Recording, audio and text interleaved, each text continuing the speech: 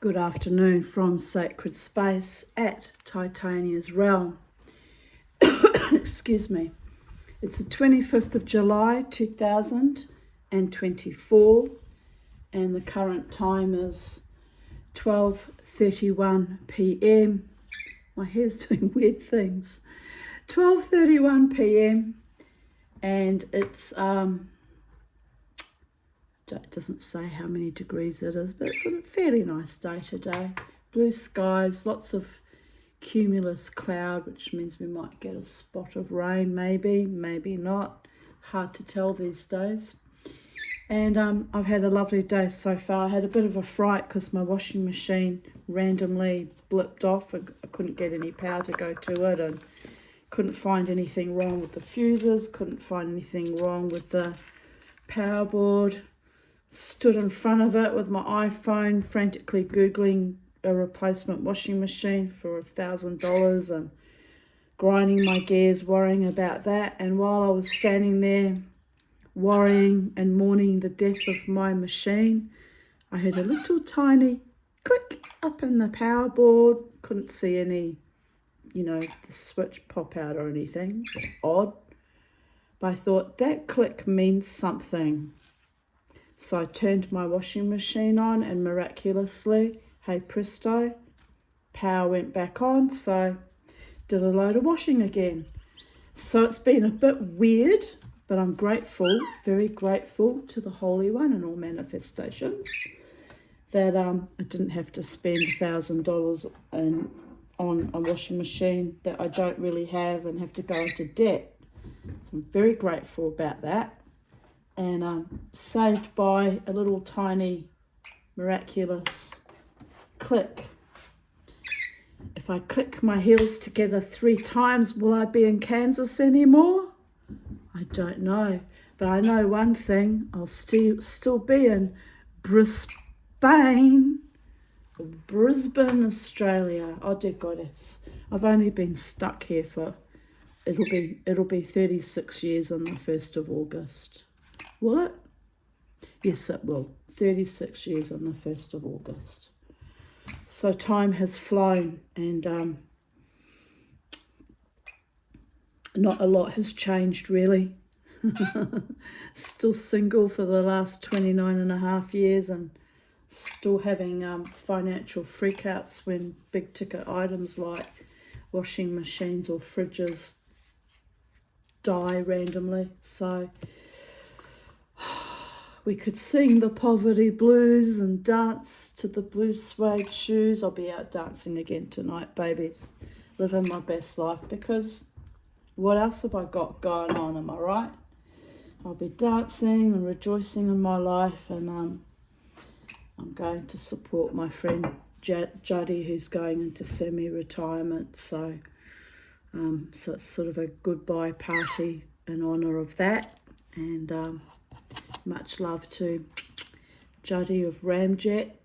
Love you dearly. Thank you for especially the last 12 months where you've protected me so magnificently in the Brooklyn Standard and showed me so much love and support. And thank you to Alter Egos as well. And, I love you as individuals and I love your music and I love dancing for and with you, and long it will continue. Mama T has spoken. So anyway, today's readings are titled Tristan's Song and Colonoscopy Horoscopes, Dinner and a Show for my bride price of $20. There is a history, darlings, which you're about to find out. Here's a beautiful picture I took. I think it was last year I took it, to be honest, of Charlie juxtaposed against the sycamore tree. I think it's a sycamore tree in my neighbourhood, and it was just such a beautiful juxtaposition of shade and toning and light and the patterning on the timber, and Charlie's colours, and I just felt like it needed to be photographed, so there it is as a title photo on my vocal media. So here we go, babies. 25th of July 2023. It's a beautiful warm winter's morning. I woke up at 8:57 a.m, leapt out of bed. Unusual to be so enervated first thing in the morning, indeed it is. I'm still in my dressing gown, drinking tea, sitting outside under the frangipani tree with Charlie and Beauregard. Yesterday was much cooler. It feels so lovely to have the warmth of the sun and only a light breeze. I have been thinking about the universal sweet love I received on Friday night. It was lovely and unusual. I have been putting out prayers, affirmations, manifestations for decades for the gods to reveal true hearts and minds and show me who my truest, deepest love might be. Alas, he is married. Oh, so unavailable for a love partnership with the Tanya size. You kind of have to giggle how I'm banging on about that even 12 months ago. But, you know, I really had only just noticed how much sweetness, you know, my friends in the bands were flowing to me, and it was sort of soul nourishing and quite wonderful actually. So I kind of got a little bit excited. You know, I'm a real woman. I'm allowed to get excited, people of Earth. Doesn't mean I'm going to act on anything. Trying hard not to be honest. But it's, you know, I'm a real person. That's all I have to say about that. I've done nothing to be ashamed of. Done nothing wrong but be a real person. I'm allowed to have feelings, even if they go nowhere. On this beautiful, beautiful day, gifted by the gods. But I continue writing 1 year ago. But I'm soaking myself in that sweet, romantic, agape love that will not be sullied by sexual frotterings, because I have integrity and respect for myself and the other people involved as well, by the way. It really is lovely to feel beautiful and seen and cherished by another human being that I have witnessed to be a man of decency, even though his rock star image lends itself to smouldering masculine sexuality that drives the women wild, laughing out loud. It's all razzle-dazzle show business, but I allowed myself a brief moment to accept that he does like me.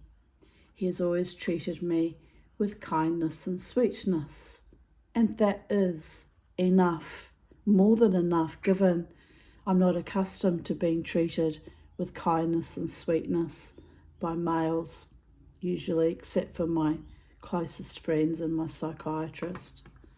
So it was a bit kind of out of left field and a bit astonishing, to be honest. I realised on Friday night, early Saturday morning, that there were many pouring love to me, excuse me, including a woman at the end of the night who didn't want me to go home and kept me dancing for 5 more songs. Love is surrounding me in exponential swirling circles that vibrate like cymatics of my flat plane of celibacy and isolationist existence. It's beautiful and soul nourishing. Yes, it is, babies. It truly is. It's been good for me, actually. Even though it's heart-wrenching that I can't go anywhere further with it, it's also been good for me. Let's be real here. Let's speak our truth as I always do, even at great risk of people misunderstanding or misinterpreting my intentions. Always speak the truth. Then you can lie in bed at night and be proud of yourself. No matter what, no matter who, no matter what situation. Unfortunately, the truth can sting a little bit, but as I said in a video the other day, rather be slapped by the truth than, fed bullshit and lies and delusions and illusions and be led up garden paths and spiral and under into some kind of hellscape that's not even of your choosing when you're being lied to and deluded. That's truly evil when that happens, and I've been there many, many times before with false lovers and fake friends, by the way. It makes me wonder, I continue writing, who will be the one to claim me as his own lover, to adore me and cherish me and make a heartfelt, sincere commitment to choosing me for the rest of our lives in a sacred union of deep love. Who indeed? Don't know, probably haven't met this person yet, may never meet them if truth be known. Depends on what the gods decide, because I'm not running this show anymore. This life, my life, is meandering along, nudged and pushed and sometimes ass kicked by the gods. Does that man even exist? I asked 1 year ago. But I have come a long way in my healing that I am even willing to open up to a real love again. It's a tad astonishing. I took Bobo and Charlie for a longer walk through Whites Hill Reserve. My liver ached the whole way, moving in spasms of pain. I came home exhausted but got busy making a ring in the late afternoon and or evening. Unfortunately, I cracked the opal while attempting to set it. I am still thrilled that I managed to make the ring though. It was my first time making a ring shank setting, and I ended up scrapping as in melting down that ring. So,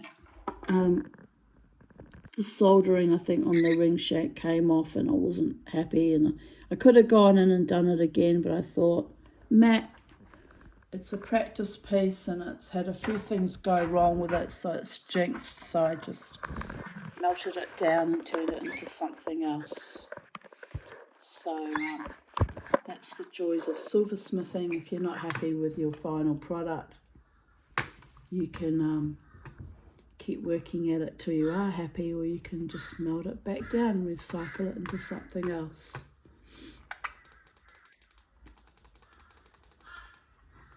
Oops, we've gone too far, Charlie.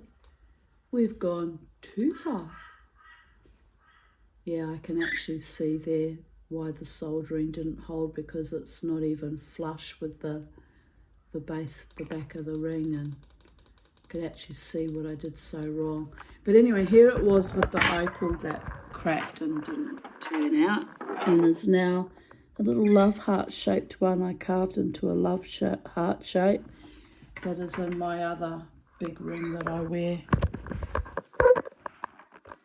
And well, when you're learning, you've got to things are going to be hit and miss. You've got to be prepared to fail a lot and often until you get it right.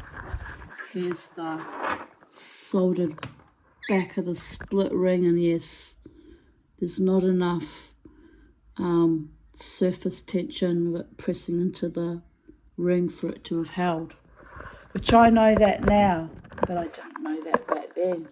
I thought it would work. Ha ha! Fool am I!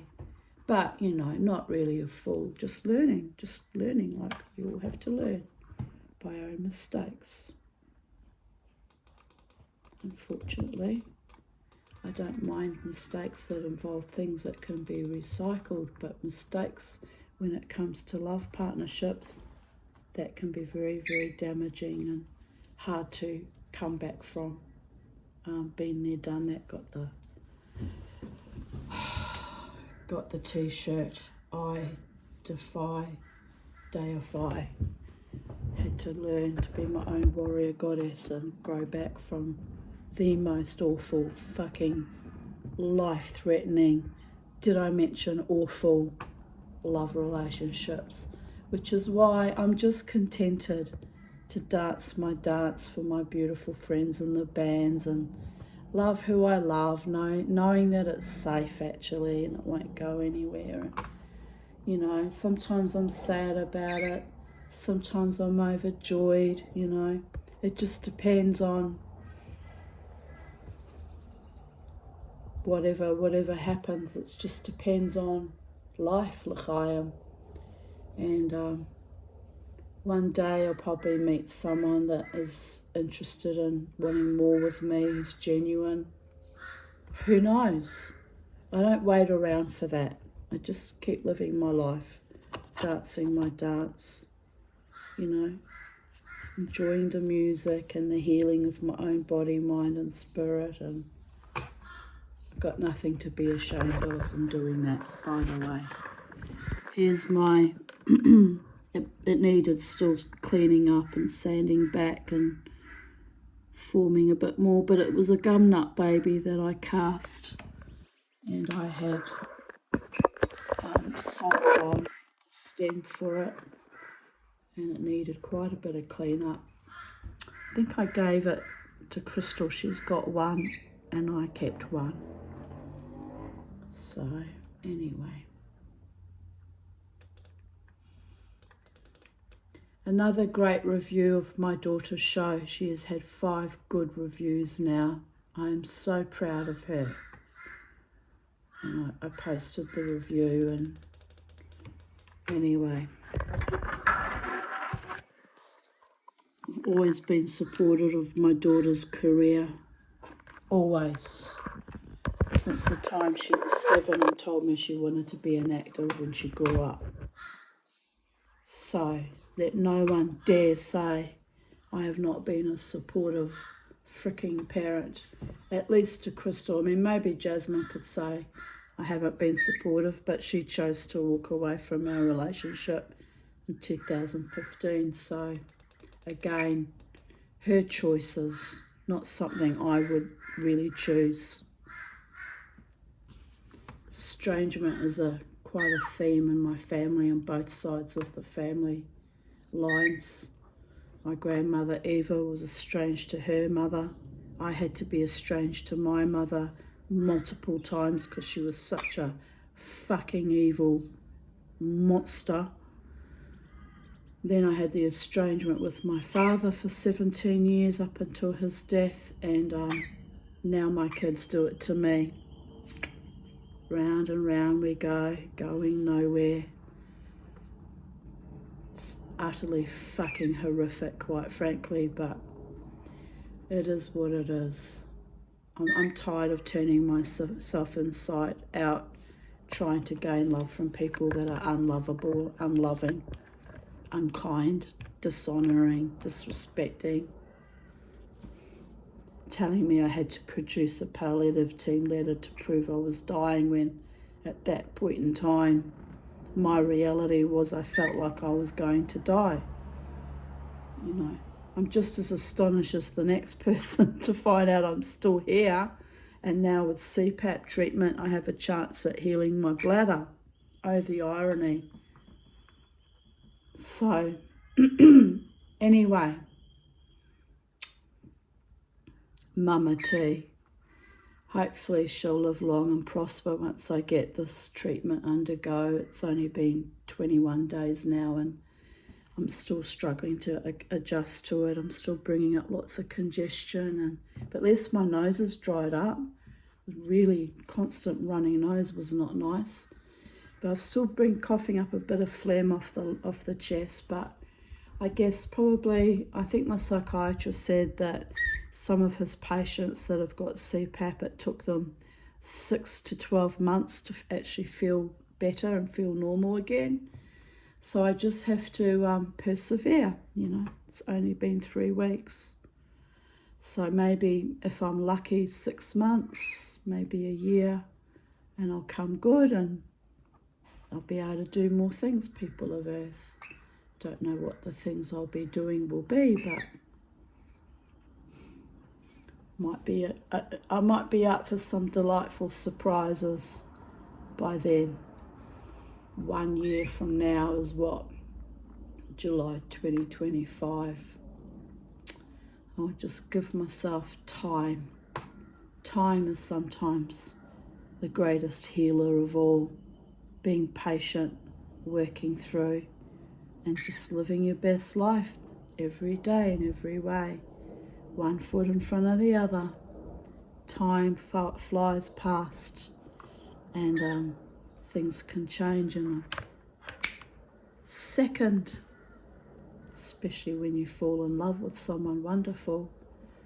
Well, things can change. It's taken me 59 years to get to this point. So, patience is a virtue, and fortunately, I'm time rich and very, very impatient by nature. I'm curious by nature too. So the reason I'm still alive is just sheer bloody curiosity, to be honest. But we'll see.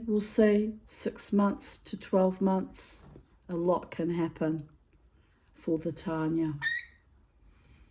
And I have hope for my future, gifted by my psychiatrist, actually.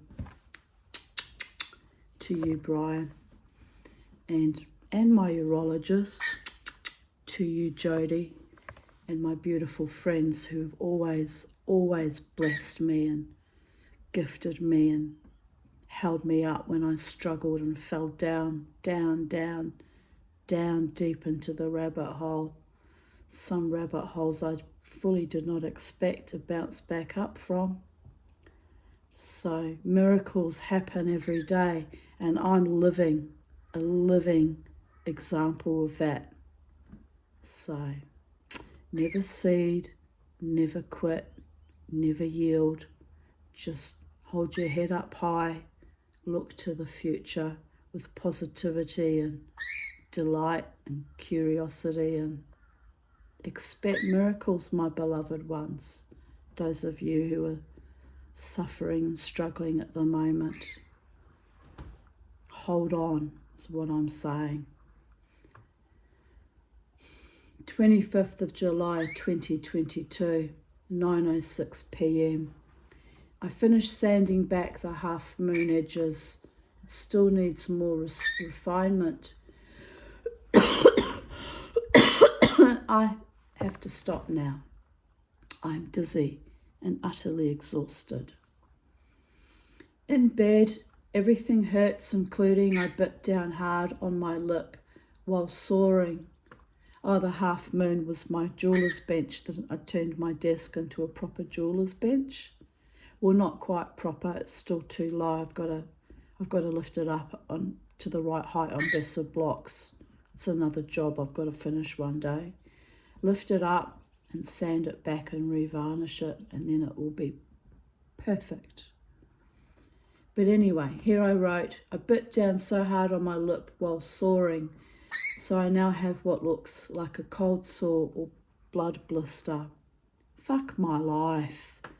But I was determined, and hell, I don't know where I get these firestorms of blitzkrieg type energy from, but I've wanted to do this job for a year, so I seized the evening. I had a lovely day today, in spite of having to wash all my clothes again, as the smoke reeked in all my clean washing. Crystal messaged me that she has COVID, so that is a worry. Perhaps that's how I dealt with the worry, with my fierce innovation, soaring up my desk. Nothing like intense creativity to chew up nervous energy. Hopefully I sleep better tonight, as I only had 5 hours last night. Tomorrow I will have to vacuum the studio floor and clean all the fine sawdust off my furniture. Gar, a woman's work is never done. Yes, Charlie, having cuddles with Mama. He was a cuddly birdie. You're so beautiful. Yes, you are. Yes, I know. 25th of July 2021. The last glass of revolting prep for the night. I have done well, as I had to drink 3 litres by 9 p.m. and it's 8:26 p.m. The way to get around that is to drink it through a straw and just drink it like you're a dying person on a desert island. You just have to pretend that you're dehydrated. You've just got to suck it all down and try not to vomit, by the way, because it makes me want to vomit. Oh, dear goddess. I hate colonoscopies. 1 more litre to drink tomorrow morning. Ugh. But with strength of mind, I can do anything. I reminded myself that I carried a very heavy timber cabinet into my house by myself, then inlaid it with abalone or PowerShell back in March. So I am a powerful, albeit half-crazed woman. I'm going to set my mind to do something. What's one night clinging to the toilet bowl, extruding one's insides? Utterly fragile making and gross, but I am surviving it so far.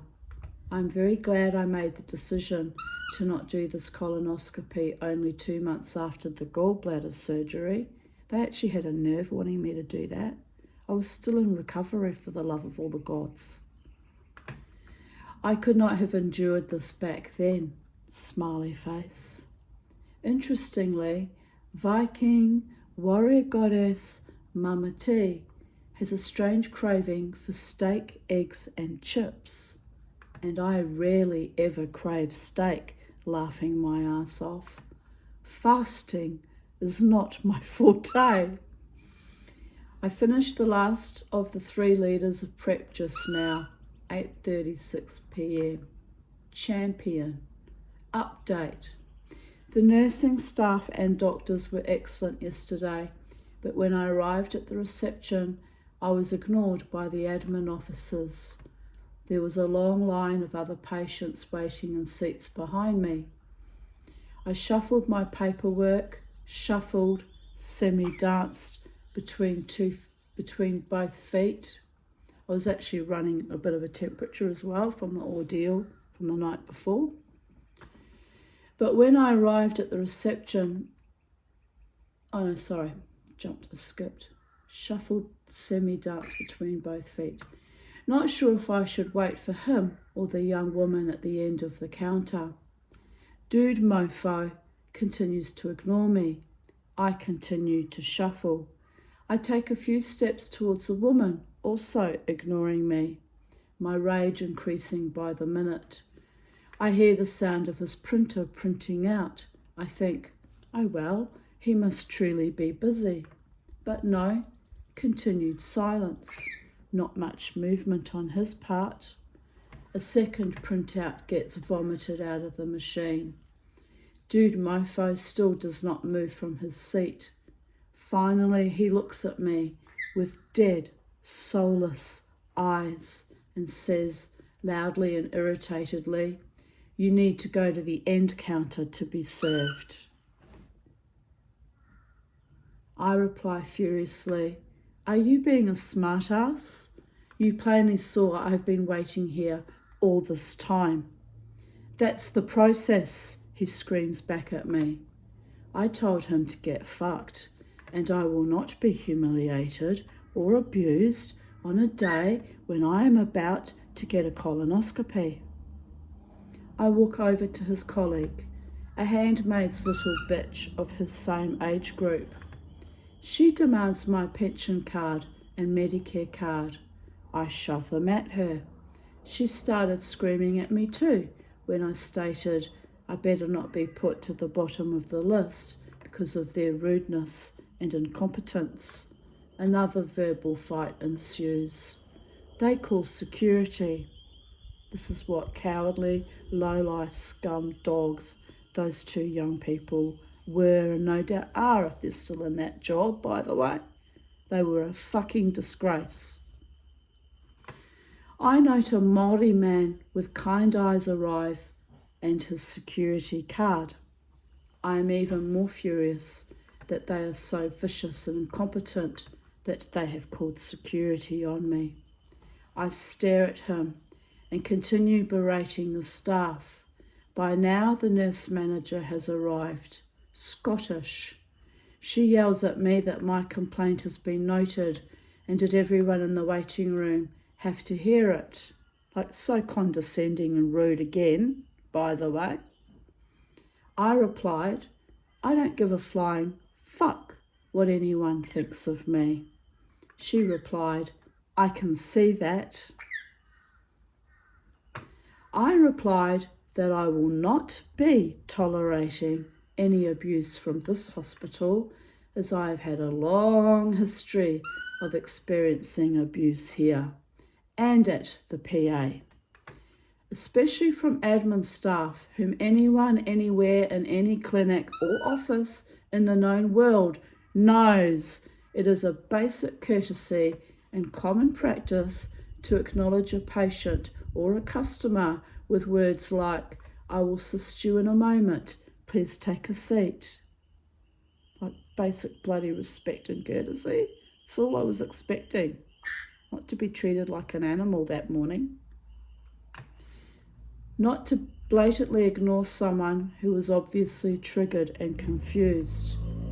We had trouble even accessing the department as they had blocked off the lifts with no clear instructions on how to get to the endoscopy department, only signs saying to use the main entrance. Ridiculous. All of it. A kind employee had found us wandering through the corridors and guided Jared and I and another male patient, also lost and confused. He was an Asian man who didn't speak much English, so he just followed us, which I'm glad he did because he was going to the same department, needed to have his colonoscopy, no doubt, and didn't have the language to ask enough questions. Like, we were just lucky that that person stumbled across us.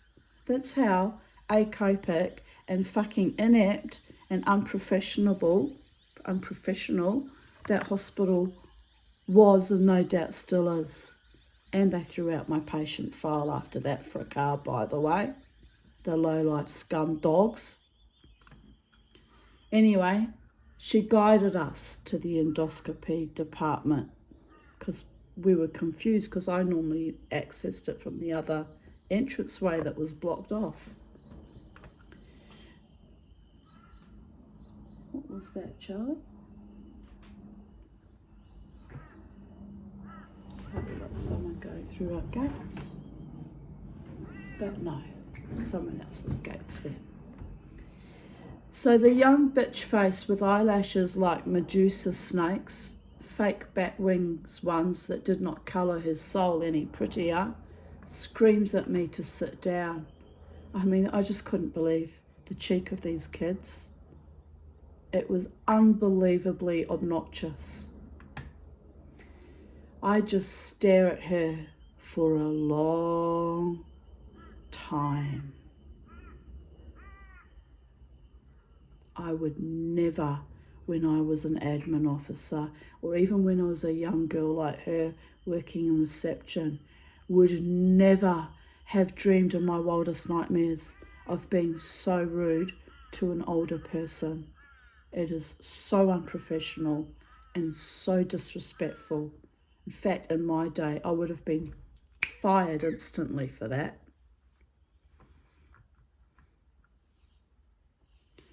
I walk to where Jared is sitting. The security guard lurches forward and shows me his card and tells me he's security, which I'd already observed. Like, I'm not stupid. I'm not actually all that crazy either. Don't underestimate me. I replied, yeah. He asks if I am all good now, which under normal circumstances would also enrage me further, but I thought none of this day is normal, so I'll just have to ride through it like a warrior goddess, am I right? Here I put in brackets, like I am some kind of primeval animal or petulant child. I tell him I am good, very, very good. But I would like to kill everyone in this place. I glance at the admin staff. They have played their sick little BDSM play, like basic filthy motherfuckers. I look into the security guard's eyes. I see basic kindness there. I tell him, I'm here for a colonoscopy, not this bullshit. But all I can say is, kamate, kamate, kaora, kaora.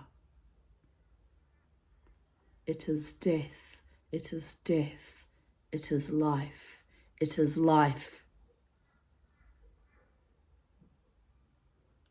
He goes a little pale. I say, you feel me? He replied, yes, I feel you. I smile behind my mask and ooze sweetness and light from my core. I deserve better. Truly, basic manners and respect,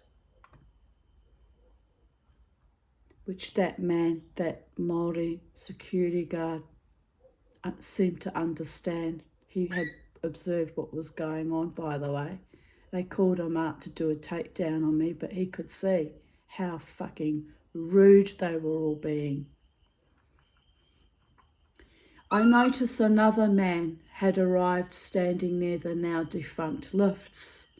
He is wearing an orange high-vis, He is wearing orange high-vis gear, but by his posture and watching me, I know he has been sent as backup in case I go berserk, which I was right on the edge of that, to be honest, the way I was so badly treated at that hospital at that point in time. I wonder if he is from the psych unit, like wearing a uniform to disguise the fact that he is observing me, except there isn't a psych unit at QE2, but I guess they would have just taken me to the PA. But, you know, there was no need for any of that awful behaviour. None of it. I hadn't done anything wrong. I was just wanting to hand over my forms for my colonoscopy. That's all that I was doing there. The whole thing was so surreal and fucking insane. But they call security on me after their insane, surreal behaviour. Like, what the actual fuck? I'm still angry about it to this day, can you tell? I look at him for several moments. Nod, acknowledging that I know who he is and why he's there. He nodded back.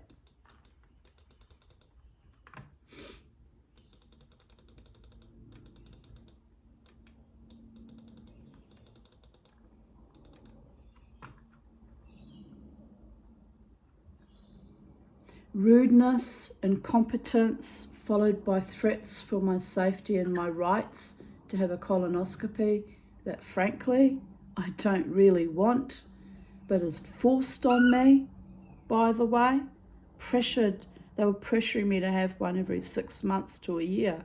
In the end, they were pressuring me to have it every 6 months. I haven't had one since. It's been 3 years as of today's even date. And because I do grow polyps, which do have tendencies to turn to cancer, it puts me at great personal risk. But I'm not going through that ever again. The prep is loaded with aspartame, which makes me actually feverish and ill and takes me 2 months to recover from. The actual prepping and the actual procedure, by the way. It takes my whole body 2 months to recover from. And then they wanted me to have it 6 monthly, which would mean I'd only have 4 months of feeling well each time, and then I'd be back on that treadmill. What, so they can buy their latest Lexus? I don't think so. And then after all that nightmare, the proctologist was a very young, handsome doctor. Actually, he had an Arabic name, so he's from some country in the Middle East. I don't judge. Don't get me wrong, I'm not racist. But he was young and handsome and looked at me and went, don't wink at me like I'm a sexual fucking femme fatale about to have my innards invaded by your hose pipes, by the way, up my asshole. Don't give me a sexual little wink. That was another reason. I thought, yeah, of course he's winking at me. I've just paid for his latest holiday in some exclusive resort somewhere so he can shag some unsuspecting escort. Or I've just contributed to his latest Lexus. No, frankly, I'd rather die of bowel cancer than put myself at the mercy of those pricks ever again at the QE2 hospital. I guess it'll be the way I go, since it's likely to happen, highly likely. Even my doctor freaked out, my GP. I said, there'll be no more Colin. You realise you will die. Then I die. We're all going to die of something, baby girl. But of course, I'm hoping to be like Joe Dispenza and turn all my polyps into, disappearing little things that just dissolve in my body, because my fight and determination to stay alive is so powerful that I've had 2 specialists fight for me to have CPAP treatment to fix my sleep apnea. So no, there will be no bowel cancer, because I simply won't allow it. And I won't allow being at the mercy of animals like that ever again. If I have to, I'd rather suicide. Seriously. And I'm not bullshitting about that. I'm not holding anyone hostage, but I'm not lying about that. Any more abusive doctors, I'll be out of here. You will not torture me like I've been tortured for decades. As I said to my psychiatrist yesterday, he is the only doctor I completely trust. He's why I'm alive today, by the way, because I trust him. He's one of the only human beings on this planet I trust. That says a lot, doesn't it, for someone who's been alive on this planet for 59 years with serious health issues, that he's the only one that I have been able to trust in completely, by the gods. It's a huge honour for him too, by the way, and he knows that. It's how highly I think of him. A huge honour. I even had friends in my former community who were high up doctors that were disrespecting and untrustworthy towards me, by the way. 2 band-aids and a cork indeed. Yes, I realise it was an earthy, ribald joke from a man who used to work with prostitutes as the chief medical officer. Thought it was funny to talk to me like that when I owed him money, but don't do that to me. Don't devalue, don't degrade, don't dishonour me. I already had a lifetime of that from the time I was 6 years old. So fuck the hell off, stay away from me, my body, my mind and my spirit, if you can't treat me with basic manners and respect and honour. Stay the fuck away from me. I don't care who you are, what gender you are, what job you do. I treat everyone I meet with manners or respect, and if I can't respect them, I stay out of their way. Don't bring your shit to me. You bring your shit to me, I will fight you because that's who I am. But just don't do it. I don't deserve it, and I'm also too old and too tired and have decades of ill health to tolerate bullshit like that happened at the QE2 hospital. Should not have happened. It was absolutely appalling.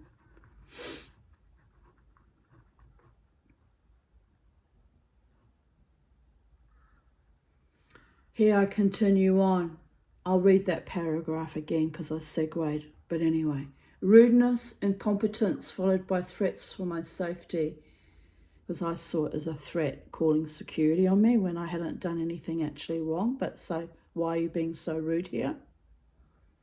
And my rights to have a colonoscopy that frankly I don't really want but is forced on me to stop me from getting bowel cancer. That won't clean up the systemic misogyny and othering and the gross zombie apocalypse I am witnessing every day. Bear in mind, this was at the height of the COVID epoch in 2021. I sit back down, talk to Jared about the fact I might be better off going home and cancelling the entire evil thing. Jared tells me it's up to me how I manage my health. I nod, feeling sick to my core that I'm forced to live in this sick, perverted, acopic, incompetent, vicious society. I calm down slightly. A male nurse, an Indian man, calls my name. We get to the doors and he himself struggles to get the automatic doors to open. Oh, the irony. I quip. It's easier to get into heaven than the front doors of this hospital. But once through the portal, the anger seeps out of me, although I am enervated and vigilant and ready, meaning I was in a highly traumatized, activated, hypervigilant state. Frankly, I needed a Valium. That's how much they had caused me distress when I was about to have surgery. The low-life scum dogs. Only kindness and respect once within those doors. Strange, surreal. It was almost like a different world. The way they behaved on the medical staff as opposed to the admin. I call them the SA, like Hitler, the administration arm of the Hitler Nazi party. They were the most dangerous of all.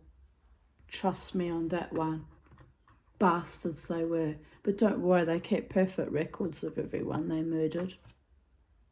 Oh, the irony. Here, they throw out your patient file because they've got a lot to hide on how they had malfeasantly treated me.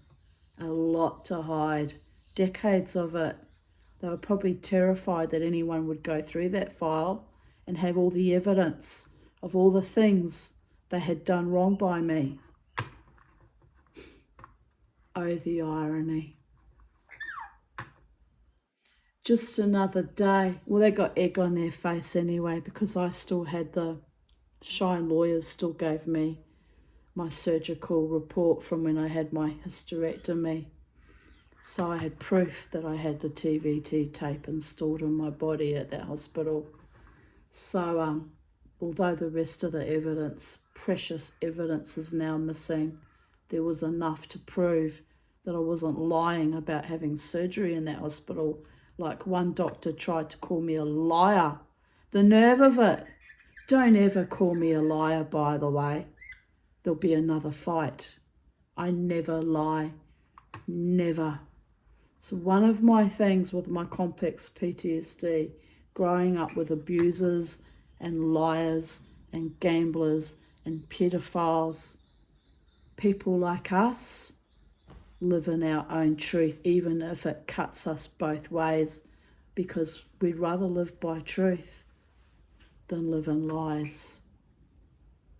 I don't even like white lies all that much, although sometimes to protect someone else, I have done that, the odd white lie here and there, and it's never sat well with me, because eventually truth always comes out, and it hurts when you think someone's white lied to you, led you up the garden path.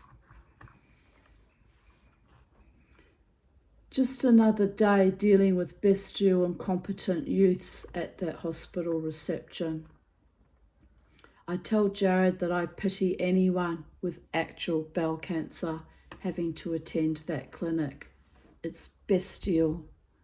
I tell him I will kill myself before I let any of those bastards near me if I get truly terminal or diagnosed with a terminal illness. I will take back control over my life and my body. Even my psych agrees that I will do that.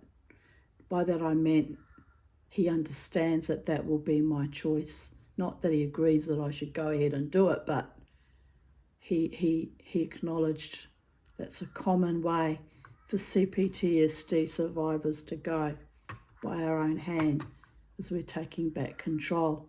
We're not ceding our body to any more fucking monsters like I encountered that day. It's been enough, more than enough. I came close last time after the systemic abuse. I don't even know why I'm cleaving to life anymore. For some unrealistic fantasy that life will get better for me. Here I am, 3 years later. Life is better, astonishingly. Not a lot better. There's still things that need improvement. But see where I am in 12 months. Just every day in every way. Keep moving forward, living my best life.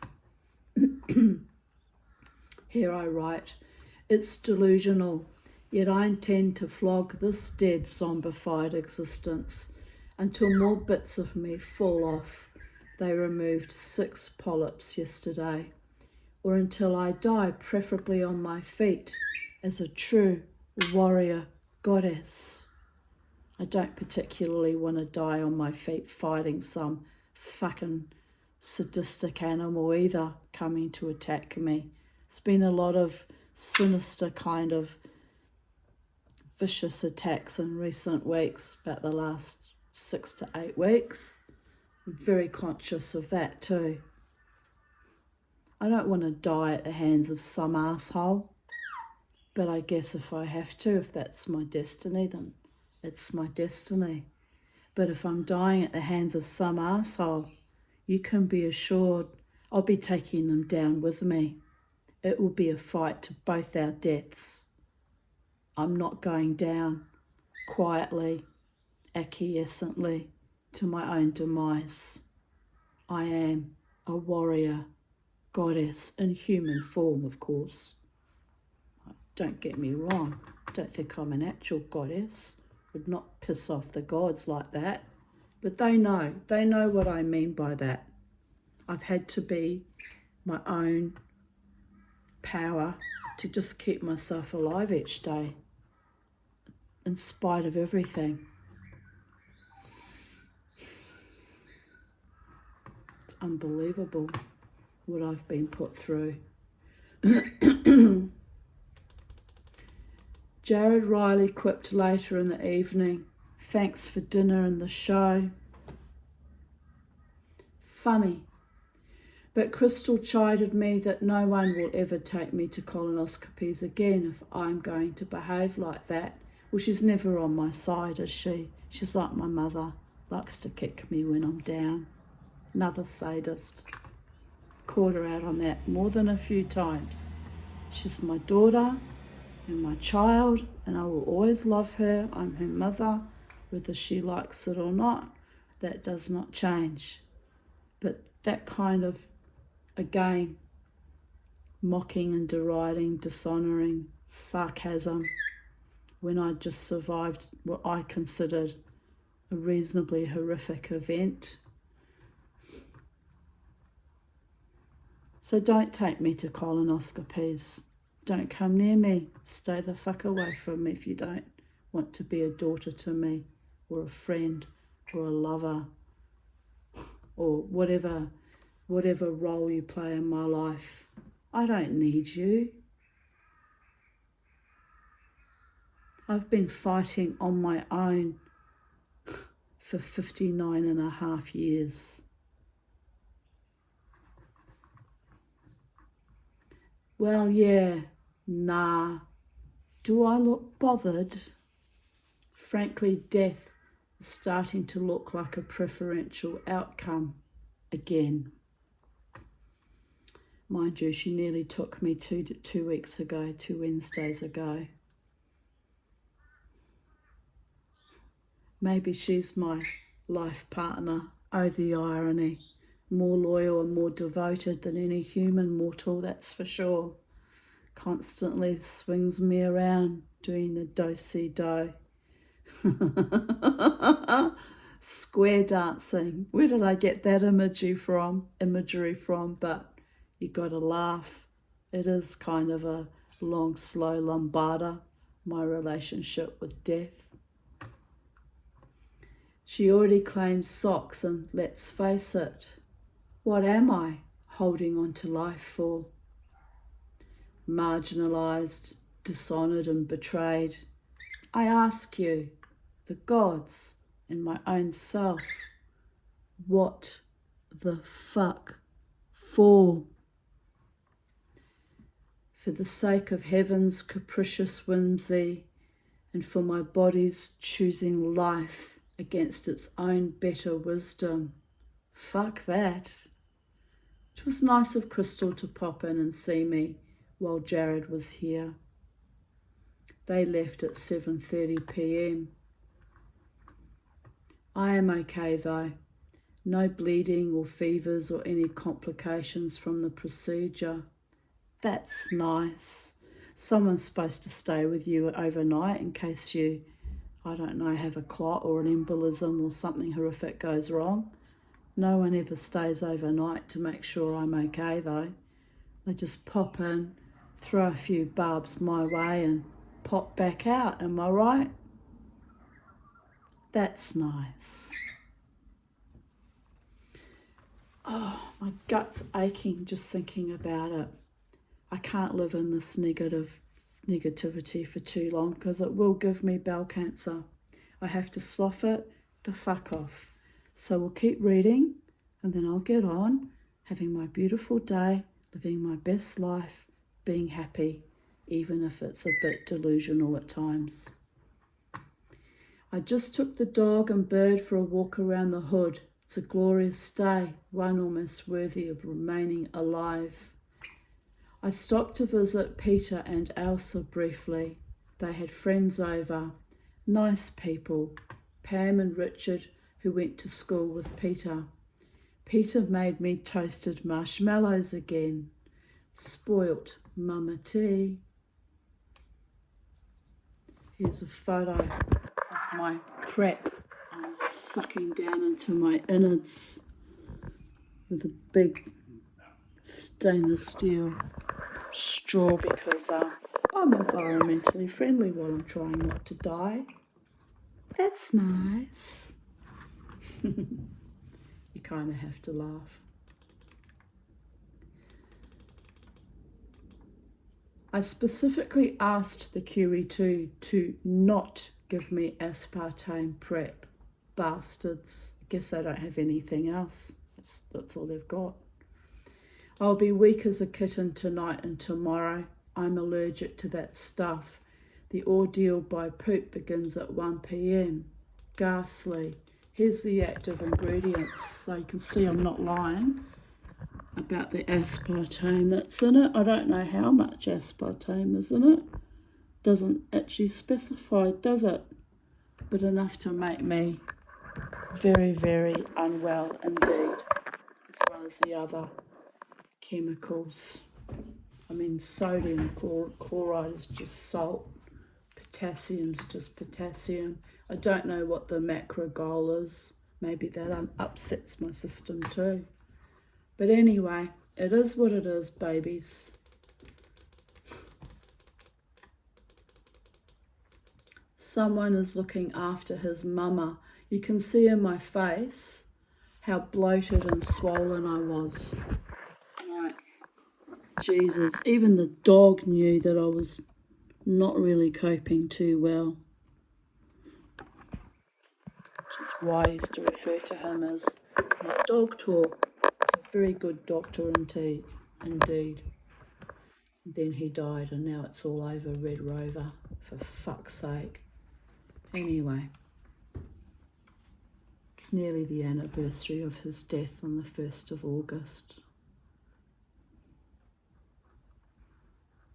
1 year has gone by and I'm still not over the grief of that either. It was so awful. Again, how badly both my dog and I were maltreated.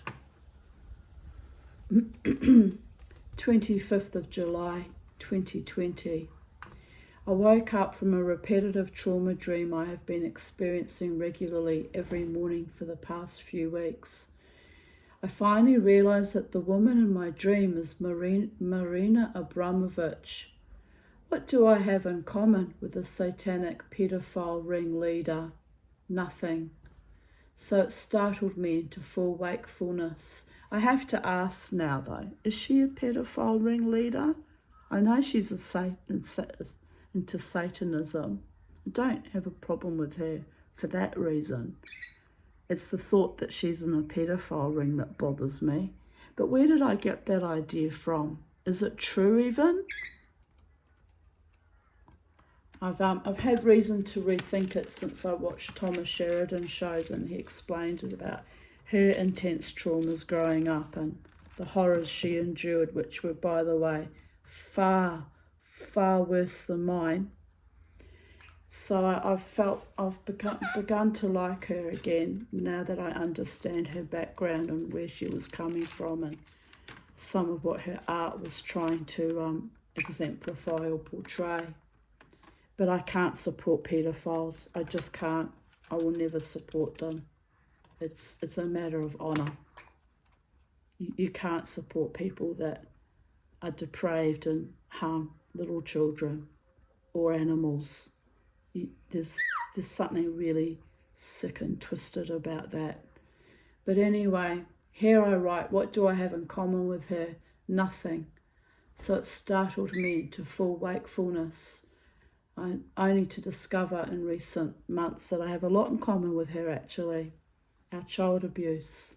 It's enough for us to have a common bond of a sort. But I've had friends that were survivors of child sexual abuse before that were utterly treacherous and narcissistic and just dishonouring towards me. So just because someone went through that doesn't mean they've come out of it a decent, honouring person. Just saying. I could name them, but I won't. I won't give energy to that fucking creature. I dozed for a while longer, pondering the emotions and meaning of the dream. There is definitely a movement in the force. I am being shown so much primordial ugliness, but out of shit, beautiful things grow. Yes, they do. Very beautiful things. Astonishingly beautiful things grow. Post-traumatic growth. What have I been germinating in my own darkness And what new life will I push through from these heavy morasses of old traumas? I can only hope and pray, as I have always done, that I become someone greater and better than the sum total of my own obliteration. It's a choice, people. You choose every day the kind of person you want to exemplify. Just saying.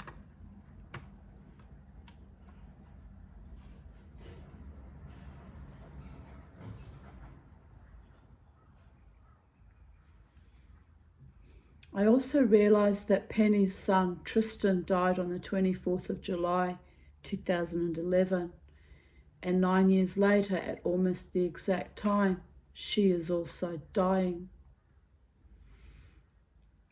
And it's kind of weird that Beauregard died within a week of that date too. It's like it was a constant repeat pattern over and over again, which I wrote down recently, but Vocal Media removed it.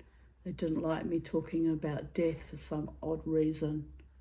Like, I think because the readership is 12-year-old up, so they censored me on that, which I thought was really fucking insane.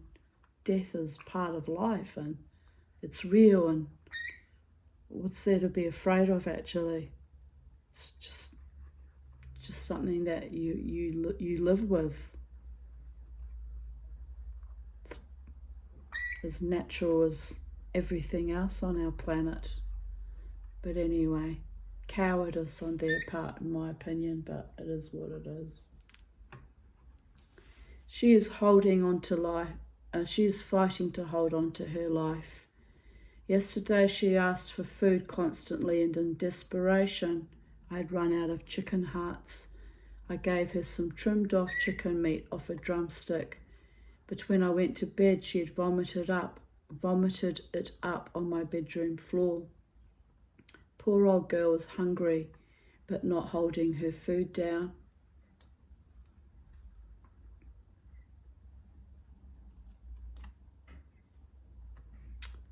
Where did that go? The time is nigh, my love. I suppose I will book her in next week sometime. Holding on while letting go. She has been one of my greatest loves in my life. She actually nursed me back to health in the past year with her constant patting and purring. I can't bear to euthanize her just yet. It feels like giving up too soon, but she is getting weaker. On a happy note, it's raining. I'm grateful for that. Grateful to have had Penny with me for 14 years. Grateful for Beauregard and Socks and Charlie. Grateful for my true friends. Grateful for life and its myriad gifts. Alive in the apocalyptic shit show with another dying cat, but this too shall pass, and I will experience joy again. And so I have. In amongst the grief, I have experienced joy again. Here's it was a pencil topper that I put a crystal in where the pencil used to be, turned it into a pendant, gave it to my daughter Crystal because we're magical people and we're descendants of actual bona fide witches, so I wanted her to have the Sorcerer's Apprentice.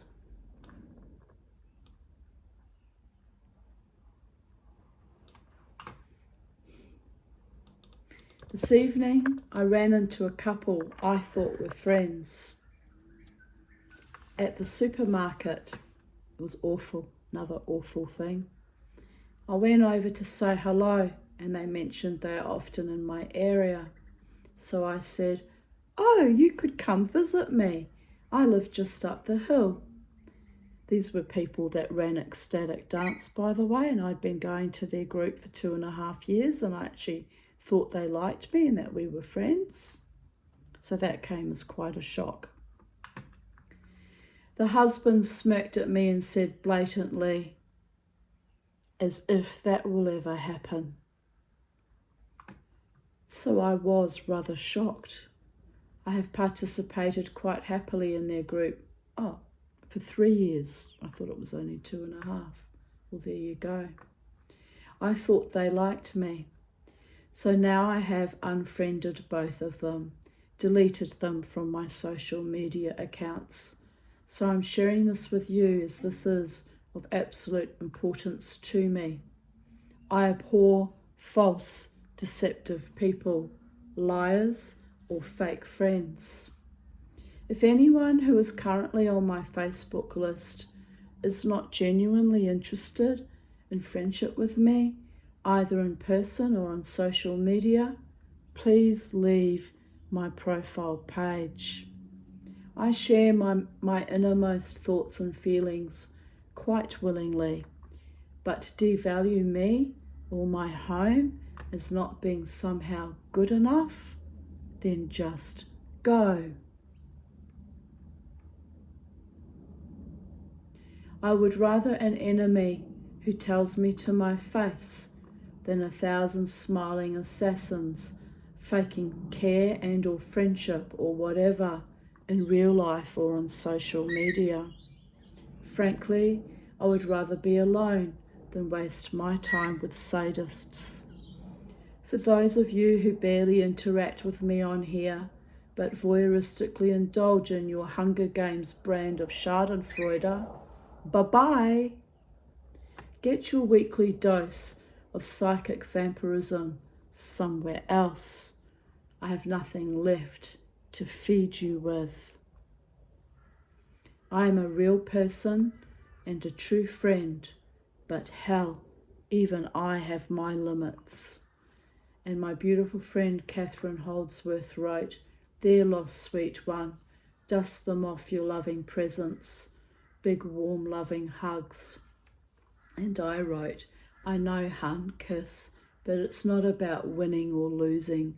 It's about being real and true, authentic, decent, genuinely kind. I win nothing, but I lose no thing when I stand with or by myself as a true human being." And she replied, "What I was trying to say was not about winning or losing. It was meant to uplift you, validate and flow love to you. I hope you feel my genuine intent." And I replied, "It is deeply violating in a way, as I spent a lot of time, money and energy investing in their group and fostering what I thought were genuine relationships. It's just more evidence that I can belong to no group anywhere." I'm fully conscious of that, by the way.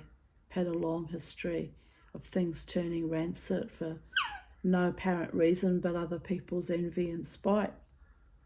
I haven't ever changed in my behaviours. I come, I dance wildly, I go home without, causing any harm to anyone, certainly not intentionally. There's just no need for that behaviour. But here I write, "But I am okay with that. Isolationism is something I've lived with for a very long time. It's a lonely path, but frankly a much saner one. I've actually been trying to figure out why I have felt so drained in the past year. My intuition always knows before I cognitively gain evidence or accept the truth. Yes, it does. I have a powerful intuition." And I was pushing it down and denying it that I was in a rat's nest in that group, by the way. Really pushing it down and denying it I was. That's how much I enjoyed going there and seeing the few friends I thought were actual friends, some of whom are still on my Facebook, by the way. So I wrote back to Catherine, "Oh yes, Catherine, I totally understand that, darling one. I will rise and shine, dear one. Sooner or later, I will find my tribe," which I think I have finally found my tribe at long last. Thank you, my beloved ones. You know who you are. I continued writing. I'm a strange old bird, but still deeply lovable and worthy. And she replied, you definitely are deeply lovable and worthy. Amen. Yes. And I wrote back, thanks, Catherine. I have felt quite gutted and shaken and stirred, but I know some people just don't get me, and that is okay. I will go be awesome somewhere else, where hopefully I am made welcome. She replied, yes, and that's what I've done too. And I actually have found that there are places and people that are out there that love me when others don't. Kiss, kiss. And I replied, absolutely. We owe our existence to no one. We come in good faith and bring our light and dance. She's a dancer like me. That's how we knew each other. We actually met at the Treasury Casino years ago. We ask for nothing but authenticity, loyalty, and a bit of human kindness. She replied, yes, with lots of gorgeous emojis. A tulip, a love heart, another thing of two heads with a love heart between them, and a okay symbol and exclamation marks. Oh, she's a beautiful soul. Love you, Catherine. Don't think she watches my videos, but I'm sending love out to you, my darling. Flowing love back again. A constant cycle of infinity. My true loves love me no matter what, my friends, and I love them back. My friend Sally Castle wrote, I don't comment much, but always your friend, hun, kiss, kiss. And I replied, thank you, Sally, kiss, kiss. Louise wrote, so sorry you had this experience, lots of love. And I replied, thanks, Louise. And Laura wrote, what an asshole. You are well rid of those false friends, Tanya. I know it is hurtful, but you have worked too long and too hard to lose your sense of self-worth and independence over those fools. If they don't see you for the beautiful soul that you are, shining bright like a diamond, then they are clearly blind and foolish. Just remember that we love you, your Facebook tribe, and we will always be here for you, sending much love and many healing hugs from Canada. And I replied, thank you for your lovely words of support. Kiss, kiss, kiss. She's a wonderful woman, a devout Christian and a wonderful woman. Rachel Finucci, seems like you dodged a bullet and not lost anything. Their loss, sad they miss out on you. Melissa Rose Kelly, who is my cousin, you can always count on me, Dal. I know I live in another city, but whenever I get to Brisbane, you know I always get in touch so we can meet up. And that she does. A very loyal, devoted cousin indeed. Here I continued writing. Now Socks is unwell. I suspect a bladder infection as he keeps pissing on his bed, and tonight peed on the dining table because the woolen tablecloth must have seemed too cosy. So he will need to go to the vet on Monday. I am at my wit's end, seriously. 25th of July 2019. Feeling fatigued and a bit sad today, no idea why. I just woke up like this. I went for a coffee at Amanda's and read my book for a while, but Bobo was a bit fractious, so we came home, meaning he was barking at all the other dogs. I might even have a nap, best thing to do to avoid life for a while. 25th of July 2018, Wellington is the coolest little capital city in the world. Indeed it is, but I might be a little bit biased since I was spawned there. But there she is in all her glory, The Rimatuckers in the background with the snow on them. The harbour, the highway, and the northern suburbs, I guess that is, of Wellington. Cute. Haven't been home since